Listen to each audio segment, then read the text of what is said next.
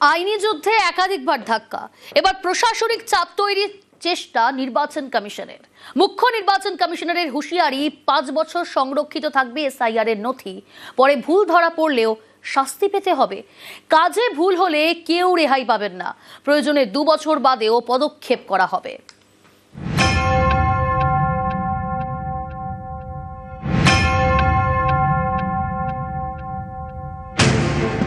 SIR নিয়ে আইনি যুদ্ধে একাধিকবার ধাক্কা খেয়েছে নির্বাচন কমিশন, তাই কি এবার প্রশাসনিক চাপ তৈরির চেষ্টা?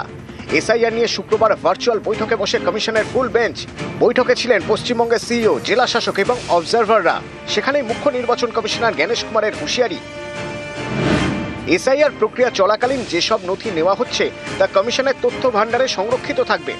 1 বছর বা 2 বছরের জন্য নয়, 5 বছরের জন্য সংরক্ষিত থাকবে। কয়েক বছর পরেও ভোটার তালিকায় কোনো বিদেশির নাম ধরা পড়লে সংশ্লিষ্ট অফিসারকে শাস্তি পেতে হবে। এখানেই শেষ নয়, মুখ্য নির্বাচন কমিশনারের হুঁশিয়ারি, এসআইআর এর তথ্য আপলোডে ভুল হলে কেউ রেহাই পাবেন না। ডিএম, ইআরও, এইআরওদের বিরুদ্ধে ব্যবস্থা নেওয়া হবে।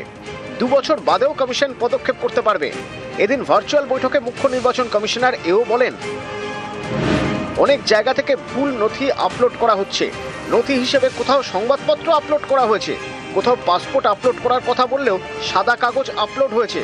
এমনই বেশ কিছু নথি দেখিয়ে উত্তর 24 পরগনা এবং দক্ষিণ 24 পরগনা জেলা শাসককে সতর্ক করে দেন মুখ্য নির্বাচন কমিশনার। দক্ষিণ 24 পরগনা জেলা শাসককে বলেন, সব থেকে খারাপ কাজ হচ্ছে দক্ষিণ 24 পরগনায়।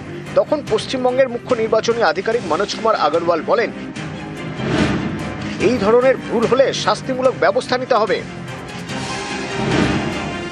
মালদা, কোচবিহার সহ বেশ কয়েকটি জায়গায় জেলা শাসকদের ভূমিকা নিয়ে ক্ষোভ প্রকাশ করেছে কমিশন। মুখ্য নির্বাচন কমিশনার ফের মনে করিয়ে দেন, এসআইআর এর কাজ নিয়ে সতর্ক থাকতে হবে। এই কাজ সঠিক এবং নিখুঁতভাবে করতে হবে। অপ্রাসঙ্গিক তথ্য আপলোড করা যাবে না। অভিযোগ নিষ্পত্তির জন্য নির্দিষ্ট নথির বাইরে অন্য কোনো নথি নেওয়া যাবে না। ভালো মানের কাজ চাই। ভোটার তালিকায় অনৈতিকভাবে কোনো নাম যেন না ঢোকে অথবা বাদ যায়। 5 দিনে 1 কোটি ভোটারের নথি আপলোড করা হয়েছে। এই নথিগুলো কি যাচাই করা হয়েছে? কারা যাচাই করেছেন? সব নথি ফের যাচাই করতে হবে। চূড়ান্ত ভোটার তালিকা থেকে যাতে কোনো ভারতীয় নাম বাদ না যায় সেটা নিশ্চিত করতে হবে। ভোটার তালিকায় কোনো বিদেশির নাম যাতে না থাকে সেটাও নিশ্চিত করতে হবে। এসআইআর প্রক্রিয়ায় একের পর এক ভুল নথি কেন আপলোড করা হচ্ছে তা নিয়ে কার্যত ক্ষোভ প্রকাশ করলেন দেশের মুখ্য নির্বাচন কমিশনার জ্ঞানেশ কুমার। তার সাথে এও বুঝিয়ে দিলেন, কোনো অফিসারই জাতীয় নির্বাচন কমিশনের হাত থেকে রেহাই পাবেন না যদি তিনি ভুল করে থাকেন। আজ না হোক 2 বছর বাদেও জাতীয় নির্বাচন কমিশন তার বিরুদ্ধে পদক্ষেপ করতে পারে। ক্যামেরায় সুমন বোসের সঙ্গে সোমরাজ বন্দ্যোপাধ্যায়, নিউজ 18 বাংলা, কলকাতা।